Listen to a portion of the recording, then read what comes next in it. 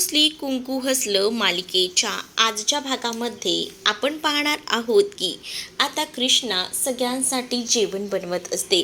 म्हणजेच ना, तिला पहिल्यांदा सगळं काही आवरून घ्यायचं असतं. भाकऱ्या करत असते, भाजी करत असते. तिला असं वाटतं की दुष्यंतला कुठेही काही कमी पडायला नको आणि यासाठी तिची लगबग सुरू असते. ती आता सगळं काही दुष्यंतच्या आवडीचं करत असते, जेणेकरून दुष्यंतला काही कशाची कमी पडू नये हाच तिचा उद्दिष्ट असतो. तिची छान अशा तांदळाच्या भाकऱ्या आणि त्याचसोबत भाजी बनवत असते.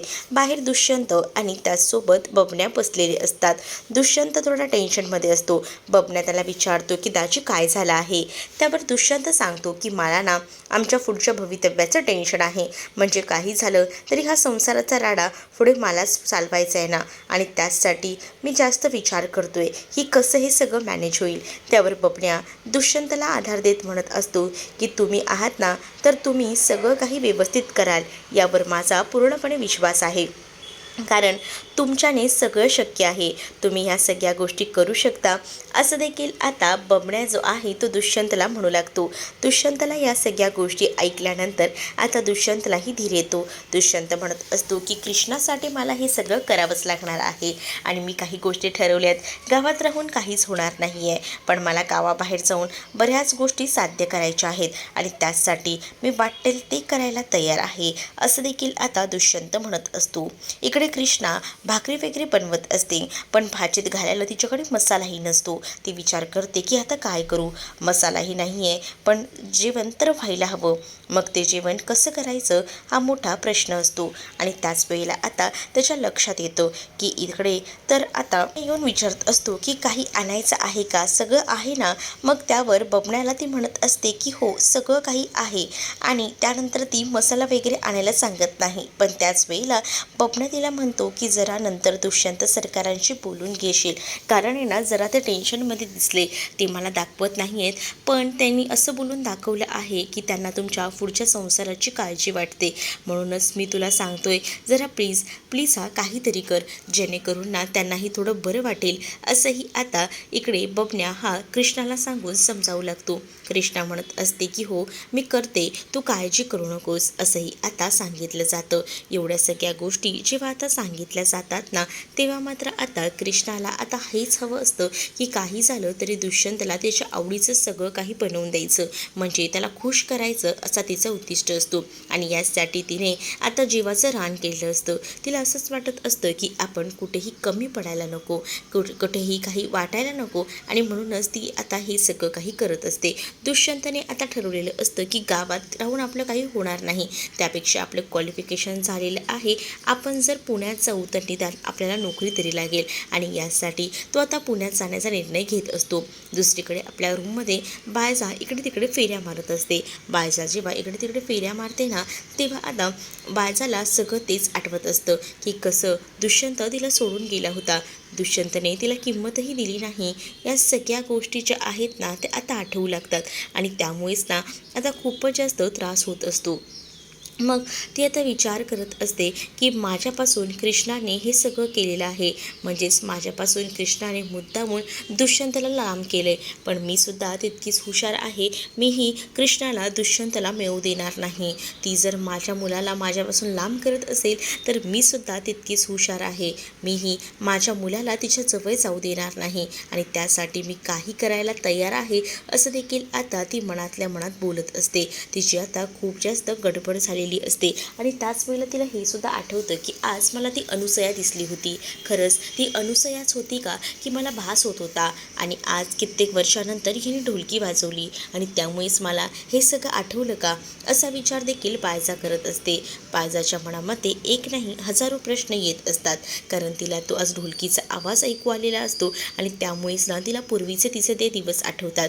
मग ती आता असा विचार करते की या सगळ्यामुळे तर मला या सगळ्या गोष्टी आठवत नाही आहेत ना. म्हणजेच कसं की आता ज्या पद्धतीने हे काही घडलं आहे त्यामुळेच मला ती अनुसया आठवली तर नसेल ना. कारण अनुसयाचं तर मला तसं काही स्वप्नही पडलं नव्हतं. मी कसा मनात विचारही केला नव्हता आणि अचानक येऊन ती समोर उभी राहिली. पण नंतर ती स्वतःच्याच मनाची समजूत घालत असते आणि म्हणत असते की त्या अनुसयाला तर मी स्वतःच तर संपवलं आहे. मग ती अनुसया जिवंत कशी असू शकते. नाही, माझाच काहीतरी गैरसमज होतोय, काहीतरी चुकतंय असाच विचार करून ना ती आता या सगळ्यातून माघार घेते. आणि त्यामुळेच आता ती म्हणत असते की कोणी माझं काहीच वाकडं करू शकत नाही. आणि आता जर मला या सगळ्यासाठी पुन्हा पहिल्यासारखं व्हायला लागलं ना तर तेही व्हायला मी तयार आहे असंही तिचं आता बोलणं असतं. आणि त्यामुळेच ना ती आता खूपच जास्त हसत असते. ती आता स्वतःच या सगळ्याचा आनंद घेत असते. दुसरीकडे मात्र आता पाहायला मिळत असतं की कृष्णाचं सगळं जेवण वगैरे बनवून होतं आणि म्हणूनच आता कृष्णा जी आहे ती जेवण वगैरे बनवून झाल्यानंतर आता दुष्यंत आणि त्याचसोबत बबण्याला आतमध्ये बोलवते आणि त्यांना जेवण वाढून देते. जेव्हा त्यांना ती जेवण वाढून देते ना तेव्हा आता ती विचारत असते की खा आणि मला सांगा कसं झालं आहे ते.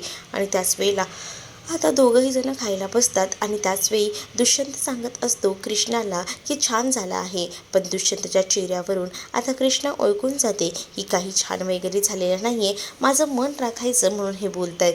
पण आता या सगळ्या गोष्टी बरोबर कृष्णाला समजत असतात. आणि मग कृष्णा दुष्यंतकडे बघत असते आणि ती म्हणत असते की काही झालं ना तरीसुद्धा मला कळतंय या सगळ्या गोष्टी. पण मीही काही मागे हटणार नाही. यांना जे हवं ते सगळं काही मी देईन असाही विचार ना ती आता करू लागते. दुसरीकडे बबण्याही कृष्णाच्या जेवणाचं कौतुक करत असतो. तो म्हणत असतो की जेवण तर एक नंबर झालंय, एकदम मस्त, आम्हाला तर जेवण खूप जास्त आवडलंय असं बोलूनही तो आता तिचं कौतुक करत असतो. पण कृष्णाला कळत असतं की हे सगळं काही दुष्यंत उगाच बोलतोय, त्याच्या मनातही या गोष्टी नाही आहेत आणि उगाच त्याला खावं लागतंय म्हणून तो बोलतोय. दुष्यंतची होणारी हालचाल, दुष्यंतच्या सगळ्या गोष्टींवर तिचं बारकाईनं लक्ष असतं. काही असंच वाटत असतं की दुष्यंत आपल्यामुळे खूप काही त्रास सहन करतोय. पण दुष्यंतला उलट वाटत असतं की कृष्ण आपल्यामुळे हे सगळं काही सहन करते. दुसरीकडे आता एकट्या पडलेल्या या बाळजाला आधार द्यायला जयकांत गेलेला असतो. जयकांत आता बाळजाला म्हणत असतो की मला कळलेलं आहे, तुम्हाला आता काका म्हणत होते की तुम्ही ह्या गावात एकले आहात, तुमच्यासाठी कोणी नाही आहे. पण तुम्ही काळजी करू नका, तुमच्यासाठी मी आहे. कारण तुम्हालाही चांगलंच माहिती आहे की मला तुमच्याविषयी किती काय काय वाटतं. तुमचाही मी मुलगाच आहे असं समजा, असंही आता तो म्हणत असतो. आणि दुष्यंतची जागा घेऊ पाहत असतो. दुष्यंतची जागा घेऊ पाहणाऱ्या या जयकांतचा प्लॅन बाळजाला समजतो. तशी बाळजा आता खवळून उठते. बाळजा जी आहे ती आता म्हणत असते की उगाच आहे ना काही आरोप करू नकोस. आणि त्यामुळेच ना माझ्या मुलाची जागा ना तू कधीही घेऊ शकत नाही. माझा दुष्यंत हा माझ्या रक्ताचा आहे आणि त्यामुळेच ना तो माझी साथ कधीही सोडून जाणार नाही. आणि त्यामुळे जर तू असा विचार करत असशील की जर तो नाही आहे तोपर्यंत मी तुला जागा देईन तर हा तुझा भ्रम आहे. तू माझा फक्त पुतण्या आहेस आणि पुतण्यासारखाच राहा. माझ्या अंगातलं रक्त हे दुष्यंतच्या अंगात वाहतंय आणि तू हा जयकांत दलपत रांगडे पाटील आहे, ही गोष्ट विसरू नकोस असंही आता सांगितलं जातं. जेव्हा या सगळ्या गोष्टी सांगितल्या जातात ना तेव्हा जयकांतला सुद्धा राग येतो. जयकांत आता निमूटपणे तिकडला निघून जातो. जयकांत जसा निघून जातो ना तसं मात्र आता इकडे बाळजा चिडलेली असते. कारण बाळजाला दुष्यंत लांब गेला ह्याचं दुःख असतं. त्यातच आता ऐनवेळेला कोणी ना कोणी या सगळ्यामध्ये इतका मोठा चान्स मारतोय याचा जास्त राग तिला येत असतो. आणि यासाठी तिनं आता ठरवलेलं असतं की काही झालं तरीसुद्धा आपण तसंच वागायचं आणि दुष्यंतला आणि कृष्णाला लांब करायचं, या गोष्टी तिच्या डोक्यामध्ये फिक्स असतात. दुसरीकडे आता पाहायला मिळत असतं की बबण्या जो आहे तो खाटवर ती सतरंजी घालत असतो. त्याच्या झोपायची तयारी तो करत असतो. तो बाहेर झोपणार असतो आणि यासाठी त्याची तयारी सुरू असते. आणि दुष्यंत त्याला म्हणत असतो की हे सगळं काय चाललंय, तू बाहेर नको झोपू, तू आतमध्येच झोप. मग आता राजी, मला बाहेर झोपायची सवय आहे, मला काहीच हरकत नाही मी बाहेर झोपलं तर, तुम्ही दोघंही जण आतमध्ये झोपा. झोपा. पण बबण्याचं आता दुष्यंत काही देखील ऐकायला तयार नसतो. तो सरळ बबण्याला सांगतो की मला आता तुम्ही काहीच सांगू नका, तू बाहेरच जाऊन झोपायचं आहेस, आम्ही झोपू इथे, असं बोलून तो आता बबण्याला समजावतो. मग बबण्या कसाबसं ऐकायला तयार होतो. मग तो आतमध्ये झोपणार असतो तर दुष्यंत आणि कृष्णा हे बाहेर झोपणार असतात. दुष्यंत बबण्याला सांगतो की मला ना खरं तर बाहेर झोपण्याची सवय ना कृष्णामुळेच लागलेली आहे. मस्त आभाळात काही काही बघत बसायचं आणि मग त्याच वेळेला निवांत झोप लागते, गाढ झोप लागते, असंही आता तो म्हणत असतो. तेवढ्यातच कृष्णा तिथे येते आणि कृष्णा म्हणते की काय चाललंय. त्यावर बबण्याला ती म्हणत असते की हे म्हणतायत ना ते अगदी बरोबर आहे, जा तू जा आणि आराम कर, आतमध्ये जाऊन तू झोप. मग दुष्यंत आणि कृष्णा हे आता झोपायची तयारी करत असतात. त्याच वेळेला आता दुष्यंतला कृष्णासोबत थोडं बोलायचं असतं, म्हणून दुष्यंत कृष्णासमोर आता विषय काढतच बोलत असतो आणि तिला म्हणतो की मला जरा तुला एक सांगायचं आहे. ते म्हणजे एक गोष्ट लक्षात ठेव, काय ना की आता या गावामध्ये मी एकटा असं राहून काही होणार नाही आहे. मला माझ्या कामाचं बघावं लागेल आणि त्यासाठी ना मला पुण्याला जावं लागणार आहे आणि माझ्यासोबत तूही पुण्याला येतेस. मला तुझ्याकडनं काही ऐकायचं नाही आहे. आपण दोघंही जण पुण्याला जात आहोत आणि तिथेच आता आपण पुढचं आपलं आयुष्य काढायचं, असं देखील दुष्यंत आता बोलत असतो. दुष्यंत जेव्हा कृष्णाला हे सगळं काही बोलतो तेव्हा कृष्णा दुष्यंतला म्हणते म्हणजे मी सुद्धा तुमच्यासोबत तिथे जायचं आहे का.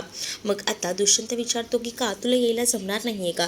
कृष्णा म्हणते की इथे माझं एक काम आहे, त्यामुळे मी ते काम सोडून येऊ शकत नाही, असाही विचार ती आता करत असते. मग दुष्यंत आता बोलतो कृष्णाला की तुला माझ्यापेक्षा महत्त्वाचं काम आहे का, म्हणजे तुझ्यासाठी मी सगळं काही सोडून आलोय आणि तू मला म्हटली होतीस की मी तुला साथ देईन, मग ही साथ अशीच आहे का. कृष्णा म्हणते की तुमचा काहीतरी गैरसमज होतोय, मी तुम्हाला म्हटलं ना मी तुमच्या कायम सोबतच आहे, पण आता मला जर अचानकपणे तुम्ही असं सांगत असाल तर कसं होईल ना. मी समोरच्या व्यक्तीला सुद्धा शब्द दिला आहे की मी काम करीन, कसलं काम आहे एवढं अर्जंट ते तरी मला सांग. त्यावर दुष्यंतला कृष्णा म्हणते की माफ करा दुष्यंत सरकार, पण मी आता या घडीला तुम्हाला काहीच सांगू शकत नाही, वेळ आली की नक्कीच सांगेन, पण आता थोडं शांत व्हा, असंही आता कृष्णा ही दुष्यंतला म्हणत असते. कृष्णा जेव्हा दुष्यंतला हे सगळं काही बोलते तेव्हा दुष्यंत म्हणत असतो की अगं मी शांतच आहे, पण जे काही गोष्टी आहेत त्या मी तुला सांगितल्यात. उद्या सकाळी आपल्याला जायला निघायचं आहे, मी पहाटेच निघणार आहे, मग विचार कर तुला यायचं आहे की नाही. पण मी तर पुण्याला जायला निघणार आहे, असा विचारच ना आता दुष्यंत करतो, कारण जर तुला माझ्यापेक्षा जर दुसरं काम काही इम्पॉर्टंट असेल तर ते तू कर, मला जास्त किंमत देऊ नकोस, असंही आता तो डायरेक्टली बोलून गेलेला असतो. आणि जेव्हा तो हे सगळं काही बोलतो ना तेव्हा मात्र आता कृष्णाला धक्का बसतो. कृष्णा आता विचार करते की काय करू, इथून पण आणि तिथून पण माझं मरण आहे, कारण तिला आता आबांनासुद्धा आबांवर जो काही अन्याय झाला आहे तो त्यांचा अन्याय न होऊ देण्यासाठी ती लढत असते. पण दुसरीकडे आता दुष्यंतवर तर इतका मोठा अन्याय झाला आहे आणि तो सुद्धा लढतोय, मग कोणाकडे साथ द्यायची, काय करावं हे समजत नसतं. आबांकडे बघायचं की नवऱ्याकडे, यामुळे आता विचित्र संकटात ती सापडलेली असते. चारी बाजूने तिचं आता मरण होत असतं आणि त्याच वेळेला आता ती मात्र म्हणत असते की मला कळतंय की तुम्हाला त्रास होतोय, पण त्याच वेळेला दुष्यंत आता शांतपणे झोपून जातो. जेव्हा दुष्यंत झोपतो ना तेव्हा मात्र आता दुष्यंत झोपलेला असताना कृष्णा विचार करते की आता मी काय करू, कारण मला ना खरंच ना काहीच कळत नाही आहे. यांच्यासाठी आता ह्यांच्याबरोबर पुण्याला जाणंसुद्धा गरजेचं आहे, पण आबांचं काय करू, असाही विचार डोक्यामध्ये तिच्या येत असतो आणि त्यामुळेच ना ती शांत असते. तिला असं वाटत असतं की निदान आबांमधलं आणि त्याचसोबत दुष्यंतमधलं नातं पुन्हा पूर्ववत यावं आणि यासाठी तिची धडपड सुरू असते. आणि जेव्हा ह्या सगळ्या काही गोष्टी होतील तेव्हा तुम्ही गावात नसाल आणि मग कसं होईल हे सगळं काही याचा विचार ती करत असते. दुसऱ्या दिवशी सकाळी आधीच लवकर पहाटे उठून ना कृष्णा त्या समोरच्या घरी जायला निघालेली असते आणि दुष्यंत आता पहाटेच पुण्याला जायला निघालेला असतो. त्याने आधीच सांगितलेलं असतं कृष्णाला की पहाटेच निघायचं आहे, पण आता कृष्णा कुठेच नसते. कृष्णाला तो इकडे तिकडे हाक मारत असतो तर दुसरीकडे समोर बबन्या येऊन उभा राहतो. बबन्याला तो विचारतो की कृष्णाला कुठे पाहिलं का. कृष्णा म्हटली होती की तिचं काहीतरी काम आहे म्हणून ती गेली आहे. मग दुष्यंत विचार करतो की कृष्णाला माझ्यापेक्षा महत्त्वाचं काम आहे, ती आताही माझी साथ सोडून निघून गेली, मग आता मी तरी इथे का थांबू. मग आता तोही बंड्याला सांगतो की मलाही निघावं लागेल, जर कृष्णा पुन्हा आली तर तिला सांग की मी पुण्याला निघून गेलो आहे आणि जर तिला यायचं असेल तर मग तिला मागून पुण्याला यायला सांग, असं देखील दुष्यंत आता बोलत असतो. दुष्यंत जेव्हा हे सगळं काही बोलतो तेव्हा बबन्या म्हणतो की ठीक आहे, पण दाजी तुम्ही सांगून जा ना तिला, मी तिला सांगितलं होतं की मी पहाटे निघणार आहे लवकर, कारण लवकरचीच एस टी आहे, त्याच एस टीने मला जायचं आहे, असंही मी तिला सांगितलं होतं. मग तरीसुद्धा ती कामासाठी बाहेर पडली, त्याला मी तरी काय करू असाही विचार ना आता दुष्यंत करत असतो. दुसरीकडे आता इथे अनुसया आणि त्याचसोबत समोर दोघंही जण पहाटे चहा घेत बसलेले असतात. आणि तेवढ्यातच कृष्ण तिथे येते आणि कृष्ण तिथे आल्यानंतर आता तिला अनुसया म्हणत असते की ये ना, बस ना, अशीच दारावर का उभी आहेस. पण अनुसयाला आणि समरला ती म्हणत असते की सॉरी, पण मी इथून पुढे तुमची कोणतीच साथ देऊ शकत नाही, तुमच्याबरोबर काम करू शकत नाही, कारण मला जे आहे ते माझ्या नवऱ्यासोबत निघावं लागणार आहे. कारण माझा नवरा जो आहे ना तो पुण्याला जातोय आणि त्याची साथ मला द्यायला हवी. मी त्याला आता अशा सगळ्या परिस्थितीत एकटीला सोडणार नाही असं देखील आता म्हटलं जात असतं. जेव्हा या सगळ्या परिस्थितीत मी त्याला एकट्याला सोडणार नाही हे बोललं जातं ना, तेव्हा मात्र आता काय करावं हे समजत नसतं. आणि त्याच वेळेला आता या सगळ्या गोष्टी कळत नसतात. पण त्याच वेळेला आता कृष्णाने सरळ सांगितलेलं असतं की सॉरी, पण मी तुम्हाला साथ देणार नाही. आणि असं बोलून ती निघून जाते. आणि त्याच वेळेला मात्र तिथे असणाऱ्या या अनुसया त्याचसोबत समरला धक्का बसतो. कृष्णाने आता सरळ सांगितलेलं असतं की सॉरी, पण मी तुम्हाला साथ देऊ शकत नाही. आणि असं बोलून ती निघून जाते. जेव्हा ती तसं बोलून निघून जाते ना, तेव्हा मात्र आता अनुसयाला धक्का बसतो. अनुसया आता लगेचच समरला म्हणत असते, अरे तू तर म्हटला होतास ना आपल्याकडे हुकुमी एक्का आहे, आपल्याला जे हवं ते सगळं काही भेटेल. बघितलंस का काय दिलं तुझ्या ह्या हुकुमी एक्काने. आपल्या तर मनासारखं काही बी झालेलं नाही आहे. बघतोयस ना तू काय वाटून ठेवले आपल्या नशिबी ते बघ. आणि ह्या सगळ्या गोष्टी आता ती त्याला सांगत असते. आणि त्याच वेळेला समरचं सुद्धा डोकं चालायचं बंद झालेलं असतं. समरलाही कळत नसतं की आता काय बोलावं ते, कारण समरच्या डोक्यामध्ये फक्त हेच असतं की आपल्याला आता कृष्णा जी आहे ती मदत करणार आहे. पण आता कृष्णाच आपली साथ सोडून निघून जाते. मग आता काय करायचं हे त्यालाही कळत नसतं. अनुसया तर अक्षरशः रडकुंडीला आलेली असते आणि ती रडत असते. आणि हे सगळं काही आता समर पाहत असतो. पण समरला आपल्या आईला तिचा हक्क मिळवून द्यायचा असतो. दुसरीकडे बाळजा जी आहे ती विचार करत असते की कृष्णाचा काटा काढायचा आहे आणि त्याचसाठी कृष्णाच्या शेतीवर हात घालावा लागेल. जसं तिने माझ्या मुलाला माझ्यापासून लांब केलं तशी तिची बाची ओळख जी आहे ती म्हणजे ती शेती, तिच्या बापाची ओळखच आपण पुसून टाकायची. तिच्या नावावर कर्ज आहे आणि तिने कर्जाचे हप्ते फेडलेले नाही आहेत. आणि मग तिचं शेत आपण आपल्या नावावर करून द्यायचं 6 महिन्यामध्ये, जर तिने आपले हप्ते नाही दिले तर. असा काहीसा प्लॅन बाळजाचा असतो. आणि बाळजा दलपतकडनं लगेचच कृष्णाच्या शेतीची फाईल मागवते. आणि मग आता ती घाव घालायला सुरुवात करणार असते. दलपत भाऊजी तिला विचारतात की नेमकं काय करणार आहे. त्यावर आता कृष्णाच्या शेत जमिनीवर मी माझा हक्क सांगणार आहे, कृष्णाकडनं सगळं काही हिसकावून मी घेणार असं देखील आता ती म्हणत असते. जेव्हा हे सगळं काही ती बोलते ना, तेव्हा मात्र आता इकडे असणारे दलपतराव यांना सुद्धा ही आयडिया खूपच जास्त आवडलेली असते. आणि ते सुद्धा विचार करत म्हणत असतात की ही तर एकदम भारी आयडिया काढली आहे तुम्ही. तर दुसरीकडे आता दुष्यंत बसची वाट बघत थांबलेला असतो आणि त्याला कुठेही बस सापडत नसते. आणि त्यामुळेच ना तो तिथेच उभा असतो. आणि त्याला अजूनही कृष्णा काही आलेली नसते म्हणून टेन्शन असतं. पण कृष्णाला आता दुष्यंतसोबत जायचं असतं. आणि म्हणूनच तर तिने आता त्या अनुसया आणि त्याचसोबत समरला साथ द्यायला नकार दिलेला असतो. आणि त्यामुळेच आता अनुसयाला तिने नकार तर दिलेला असतो, पण तिकडनं थेट तिने रिक्षा केलेली असते आणि ह्या गावामध्ये येते. आणि इकडे येऊन मात्र आता ती दुष्यंतला थांबवते. दुष्यंतला म्हणत असते की तुम्ही कुठे चालला आहात, कुठे जात आहात, थांबा. आणि असं बोलून ती दुष्यंतला थांबवायचा प्रयत्न करते. दुष्यंत म्हणत असतो की हे काय, तू तर तुझ्या कामासाठी गेली होतीस ना. त्यावर दुष्यंतला ती सांगते मी कामासाठी गेले नव्हते, मी सांगायला गेले होते की मी इथून पुढे तुमचं काम करू शकत नाही म्हणून. आणि मला तुमच्यासोबत यायचं आहे, मी तुम्हाला सोडून कुठेही जाणार नाही आहे, तुम्ही माझे आहात कायमच. असंही आता कृष्णा दुष्यंतला बोलत असते. दुष्यंत म्हणतो मी कुठे तुला काय म्हटलं आहे, पण तूच तर येत नव्हतीस म्हणून मी तुला बोललो होतो.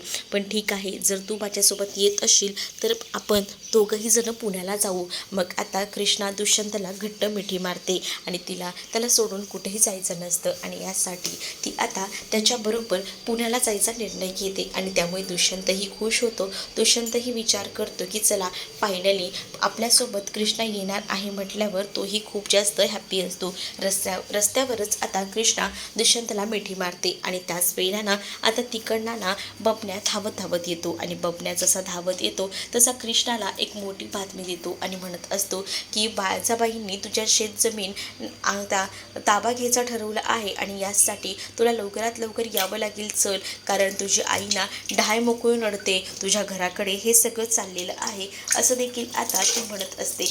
जेव्हा तो बबन्या हे सगळं काही बोलतो ना, तेव्हा मात्र कृष्णाला धक्का बसतो आणि त्याचसोबत दुष्यंतला सुद्धा. मग कृष्ण आणि दुष्यंत ती बस वगैरे पकडायचं सोडूनच आता डायरेक्टच तिकडे आपल्या घराकडे जातात आणि तिकडे सावित्री जी आहे ती बायजाच्या हातापाया पडत असते की प्लीज माझी शेत जमीन घेऊ नका, कारण आता पीक कुठे पिकायला लागलेलं आहे आणि त्यामुळे तुम्ही असं काही करू नका, असं देखील आता ती हात जोडून म्हणत असते. पण बायजा म्हणते की माझ्या कर्जाचे हप्ते द्यायचे तेव्हाच कुठे जाऊन मी तुमच्या नावावर शेतजमीन करेन, नाही तर 6 महिन्यात जर माझे हप्ते दिले नाही तर ही जमीन माझी, असंही आता बायजा म्हणते. त्यामुळे आता सावित्री या सगळ्याचे आरोप आहे ना कृष्णावर करू लागते आणि बायजाने ठामपणे सांगितलेलं असतं की दुष्यंता हिने तुला माझ्यापासून लांब केलं ना, मग आता हिचं शेतजमीनसुद्धा मी हिच्यापासून लांब करणार, असं म्हटल्याबरोबर सावित्री कृष्णाला खूप काही बोलत असते.